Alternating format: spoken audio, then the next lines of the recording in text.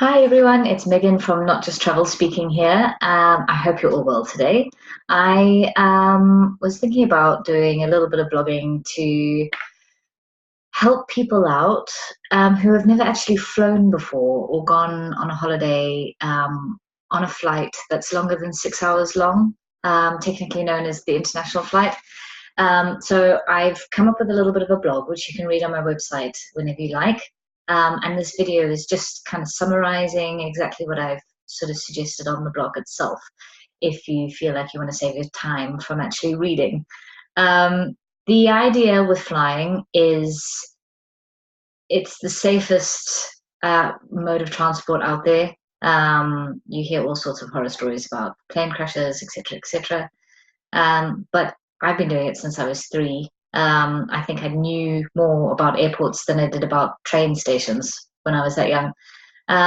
It's more about your first experience, getting to know it. It's totally unfamiliar territory. What you need, what you not need, how much are you allowed to take, what to expect when you get to security, all of that sort of thing. So this video is here to help you ease your nerves and hopefully give you some information about what to expect when you go away on your holiday. Um, the most important thing is to make sure that you have a travel document that's valid. This is your passport. Regardless of what passport you have, it needs to be in date with your name in it and valid for at least 3 months before you travel. There's a lot of countries out there that might let you in with if it's under 3 months, but it's not worth the risk because you're going to sit there on the plane really nervous about whether they're going to let you into the country or not, because it's very much who you get at the desk on the other side as to whether they'll let you in and be nice to you. So just be aware of that. Make sure that you've got a nice valid passport.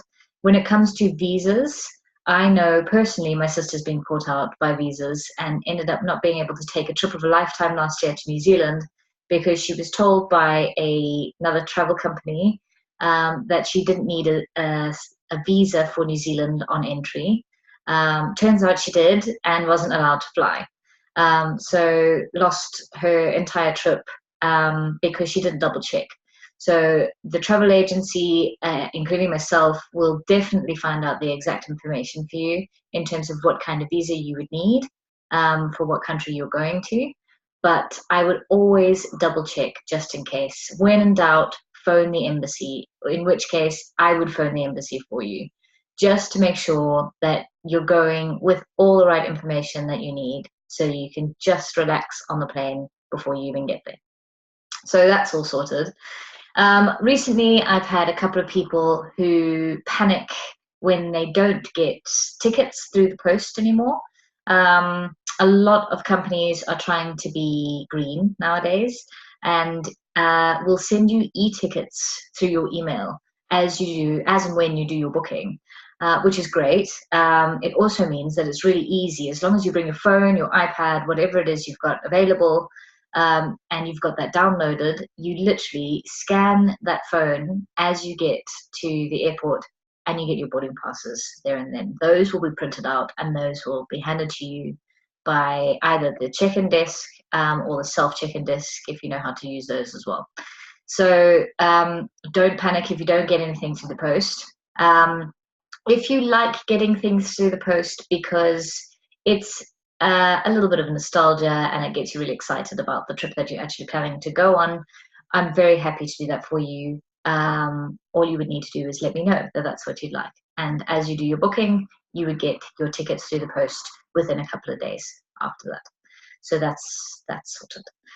In terms of luggage, that's a really big one, especially for all you ladies out there that want to take 7 bikinis on holiday. You definitely want to check with the airline as how much you're allowed to take on board. It varies depending on the destination, the length of the journey, including the airway itself. It varies anywhere between 10 kgs to 30 kgs, which makes a big difference. If you do go over a certain weight by a certain amount, they will unfortunately charge you unless you take those items out of your luggage, which isn't so fun when you get to the check-in desk and you're just about to go on your holiday. So it's always worth checking. Once you've done that, once you know what your luggage is, you've got that all sorted, you get to the airport, you get your check-in, you've got your boarding passes, and you go to or through the inevitable security checks before you're allowed to actually go into the departure lounges. This is a big one. I went to Thailand with my family in July, and the scariest thing my stepdaughter found throughout the entire experience was that she was going to get scanned through the body scanner. She was freaking out totally about the idea that she would beep because she was wearing metal buttons and all sorts. It's nothing to be scared of. Unfortunately, the people that scan and check to see what you've got on your person might potentially look a little bit scary, but they're doing it as a general procedure, so don't panic. What happens generally nowadays, if you have closed lace shoes, they ask you to take those off. Generally, if you've got flip flops or anything like that, they don't obviously tend to make you take those off because they can see your feet, and it's less likely that you're going to be carrying something suspicious in those. Belts, you need to take those off. Jackets and coats, so that you've just got t-shirts on underneath. They will ask you to take electrical items out of bags, things like iPads and phones, so that they can have those in a separate tray, so that you know that they're scanning for those separately from the bag that you've got that's going through the belt there. Disposable or liquids, that's a big thing. Obviously, a couple of years ago, we were told we needed to have no more than 100 milliliters in each bottle that we take on board with us, and that includes any type of liquid. Thankfully, that does not apply when you travel with babies. They're very, very good. If you need to bring formula, water, baby food on board with you for your little one, they're very accommodating. They will probably scan the liquid as well as the baby food pouches, just to double check that obviously you're not trying to sneak anything through. But that was a really big thing that put my mind at ease when we went away with my little one Evie again to Thailand this year. I had so much food because we had 2 long haul flights, and we obviously needed to make sure that she had enough sustenance throughout the whole trip. On a similar note, when it comes to traveling with children, when it comes to traveling with babies, most international airways are incredibly accommodating because they understand that it can be a little bit challenging when you travel with little ones. We traveled with Emirates when we went away, and they were fantastic. We phoned ahead in a little bit of a panic, I suppose, to double check that Evie, my 7-month-old, would be given somewhere to sleep on or in when we went away. As long as you book your flights or you check your seats in before you go, they will allocate you a bassinet that plugs in to the wall in front of the seat that you're sitting in. Obviously, you have to get the seat with the wall in front of you rather than the person in front of you. But they plug that bassinet in, and as long as she's small enough and not able to sit up and get out of that bassinet on her own, then they're more than happy to give that to you, obviously free of charge. As you know, children under the age of 2 travel for free, so they don't get given a seat. So this is a total godsend when it comes to traveling with a baby, because if you need that 5-second break, and sometimes, unfortunately, that's all you get is that 5-second break, you can pop her down on the bassinet knowing full well that she'll be totally safe in there, and you can pop her loo or have your lap free for your own dinner or whatever it is that you want to do. She did thankfully sleep in the bassinet. They were really helpful when it came to turning the lights down, and she got a good solid 4 hours on the way there, which is fantastic. So it allowed us to sleep as well, so we all went a bit shattered by the time we got to the other side.